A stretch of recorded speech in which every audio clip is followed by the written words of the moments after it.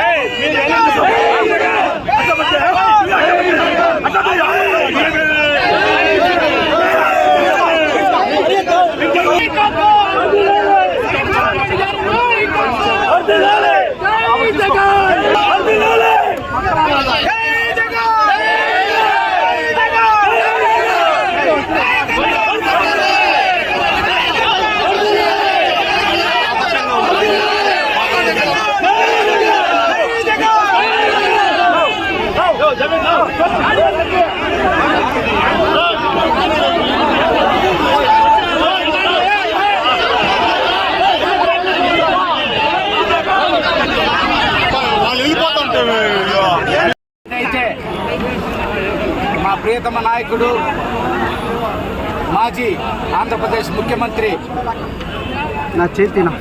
జగన్మోహన్ రెడ్డి గారు, అదేవిధంగా వైఎస్ఆర్ కాంగ్రెస్ పార్టీ అధ్యక్షుడు గౌరవనీయులు జగన్మోహన్ రెడ్డి గారి పిలుపు మేరకు రాష్ట్ర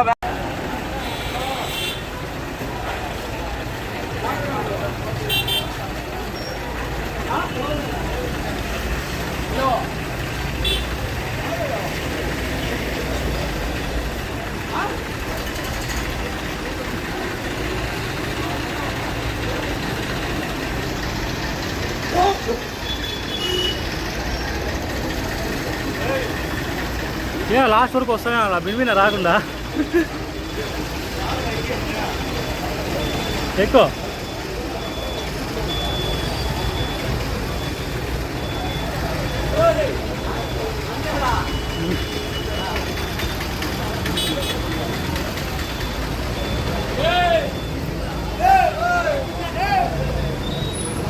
ఎంత నిదానం పోయేది నువ్వా తీస్తాడా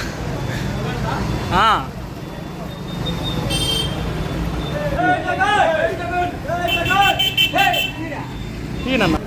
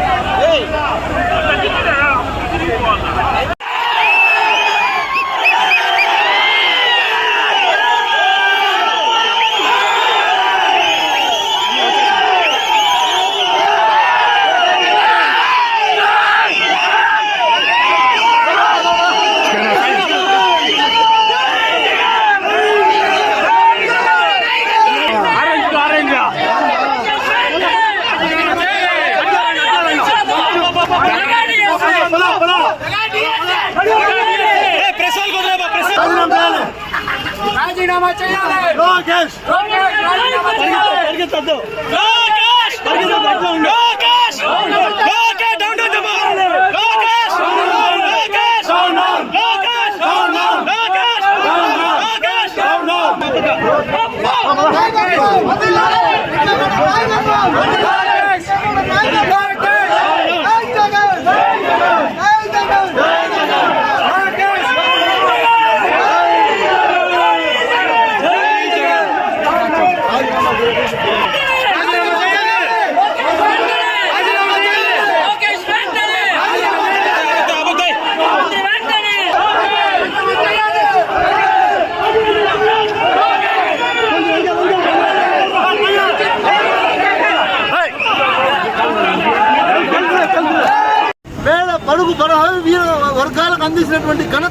జగన్మోహన్ రెడ్డి గారిది.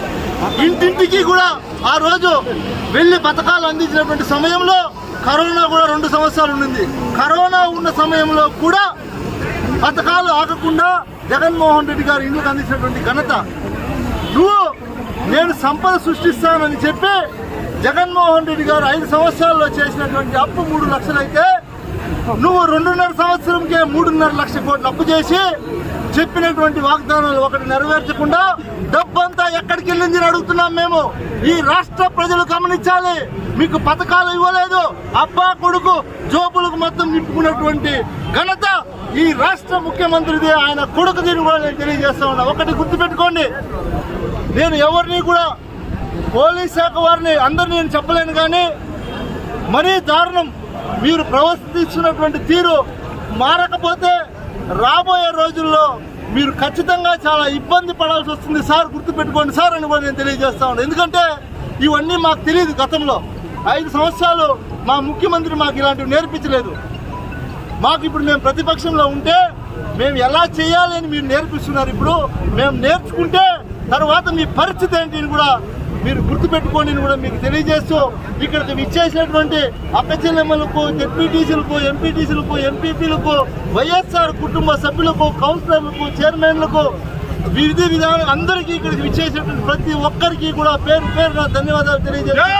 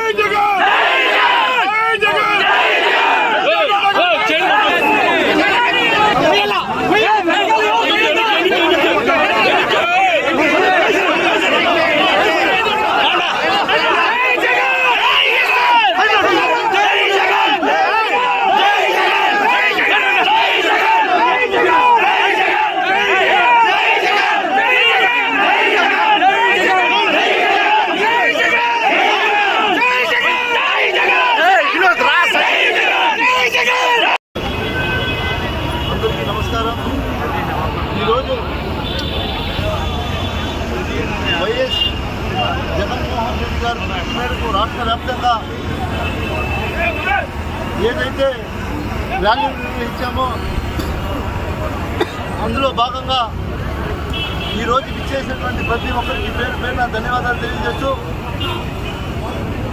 ఏదైతే ఈ డిఎస్సిలో జరిగినటువంటి మోసం ఈ ఆంధ్ర రాష్ట్రానికి తీరని లోటుగా భావించి మాజీ ముఖ్యమంత్రి వర్యులు వైఎస్ జగన్మోహన్ రెడ్డి గారు దీని మీద సిబిఐ ఎంక్వైరీ చేయాలి, చేస్తే కానీ నిజ నిజాలు తెలియవని బయటకు రావని, అదేవిధంగా ఈ రాష్ట్రం మొత్తం కూడా ఏదైతే 16,000 ఉద్యోగ పోస్టులకు పిలుపునిచ్చిందో ఈ ఆంధ్ర రాష్ట్రం ప్రభుత్వం ఈరోజు మీరు చూస్తే అనేక రకాలుగా, ఒకటి కాదు, ఇది కేవలం వాళ్ళ పార్టీలో ఉన్నటువంటి నాయకులు కావచ్చు, లేదో తండ్రి చంద్రబాబు నాయుడు గారు కావచ్చు, ఆయన కుమారుడు విద్యాశాఖ మంత్రి లోకేష్ గారు కావచ్చు, జోబులు నింపుకోవడానికే ఈ మెగా డిఎస్సి అనేది ఒక పెద్ద కుంభకోణంగా ఈ ఆంధ్ర రాష్ట్ర ప్రజలు గమనిస్తూ ఉన్నారు.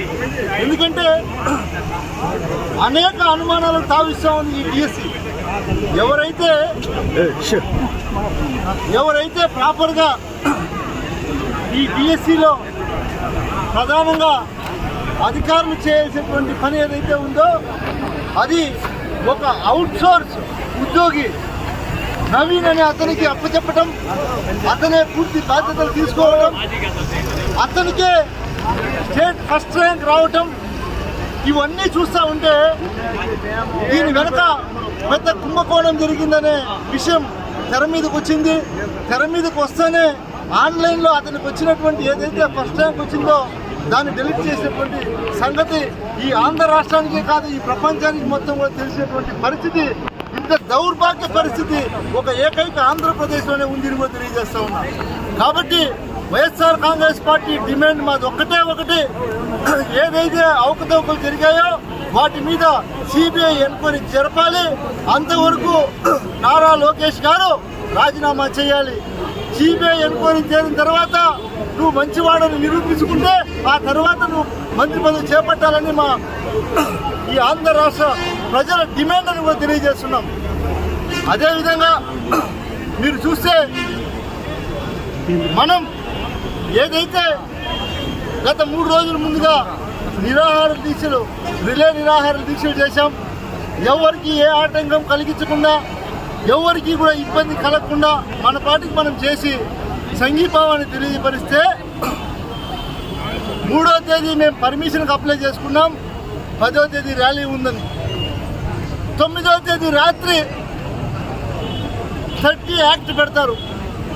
అంటే మేమేమైనా ఉగ్రవాదులా? ప్రజాస్వామ్యంలో మేము కూడా గతంలో శాసనసభ్యుడిగా పనిచేశాం. ఇంత అరాచకం ఎప్పుడు కూడా మేము చూడలేదు. ఎవరైనా సరే ర్యాలీ 10వ తేదీ మాకు పర్మిషన్ ఇవ్వండి, 3వ తేదీ మేము అప్లికేషన్ పెడితే 9వ తేదీ రాత్రి 8 గంటలకు పోలీస్ అధికారులు 30 యాక్ట్ అమలు చేస్తున్నారు. పలమనేరులో ఇంతవరకు ఇలాంటి సంస్కృతి ఎప్పుడైనా ఉండిందా? పలమనేరు ప్రజలారా మీరు గమనించండి. ఇంత సంస్కృతి 30 యాక్ట్ అంటే ఏంటి? ఏదైనా ఉగ్రవాదులు ఏమన్నా ఇక్కడికి విచ్చేసి ఏదైనా ప్రభుత్వానికి ఏమైనా ఆటంకాలు కల్పించే విధంగా కానీ, ప్రజలకు ఆటంకాలు కలిగే విధంగా కానీ, లేదా మేమేమైనా తెలుగుదేశం వాళ్ళ ఇంట్లో మీద దౌర్జన్యానికి పోయామా? సిక్కు లేదా మీకు పోలీసులు కానీ అడుగుతూ ఉన్నాం. వైఎస్ రాజశేఖర రెడ్డి గారి విగ్రహం ముందర దాదాపు 1 నెల రోజులు తెలుగుదేశం వాళ్ళు కటౌట్ కట్టి మేము ఏ కార్యక్రమం చేయాలన్నా అడ్డంగా పెట్టారు. ఇలాంటి సంస్కృతిని ప్రోత్సహిస్తున్నటువంటి పోలీస్ శాఖకు కొంచెమైనా సిగ్గుందా అని అడుగుతా ఉన్నా. ఇదే విధంగా మీరు చూడండి, నందమూరి తారక రామారావు గారు ఉన్నారు ఇక్కడ. నేను కూడా 5 సంవత్సరాలు శాసనసభ్యుడిగా ఉన్నప్పుడు ఏ ఒక్కడు కూడా ఆయనకు అడ్డంగా మేము కటౌట్లు కట్టినటువంటి సంస్కృతి లేదు. గుర్తుపెట్టుకోండి. మీరు మాకు నేర్పిస్తున్నారు, మేము నేర్చుకుంటాం. గుర్తుపెట్టుకోండి, ఇలాంటి సంస్కృతి పలమనేరులో ఇంతవరకు లేదు. మా వాళ్లకు మీరు నేర్పిస్తున్నారు ఇలాంటి సంస్కృతి. ఖచ్చితంగా దగ్గరలోనే ఉంది, అయిపోయింది, మీ టైం అయిపోయింది. ఆంధ్ర రాష్ట్రం మొత్తం మీరు గిరగిరా అని తిరిగి పాతాళానికి వెళ్ళే సమయం ఆసన్నమైంది. గుర్తుపెట్టుకోండి. ఎందుకంటే మీరు ప్రజల్లో మీ పార్టీ అధికారంలోకి వచ్చిన తర్వాత మీ పార్టీ అధికారంలోకి వచ్చిన తర్వాత మీరు ప్రజలకు ఇచ్చినటువంటి మాటలన్నీ గాలికి వదిలేసి, అబ్బా కొడుకు కావచ్చు, కూటమి నాయకులు కావచ్చు, గాలికి వదిలేసి మీరు